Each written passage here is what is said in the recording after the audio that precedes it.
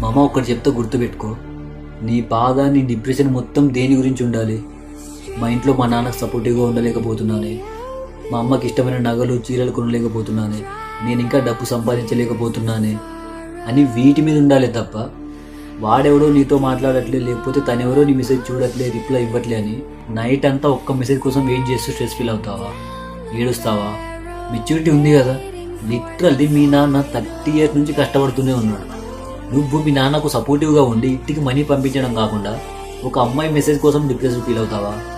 మీ ఫ్యామిలీలో literally relatives function ఉంటే ఫంక్షన్లో అందరూ బంగారం వేసుకొస్తున్నారని మీ అమ్మ లిటరల్లీ ఫంక్షన్స్కి వెళ్ళకుండా ఇంట్లో ఉన్న రోజులు ఉంటాయి. అవన్నీ చూసిన తర్వాత కూడా నీకేమనిపించింది అంటే సిగ్గుండాలి.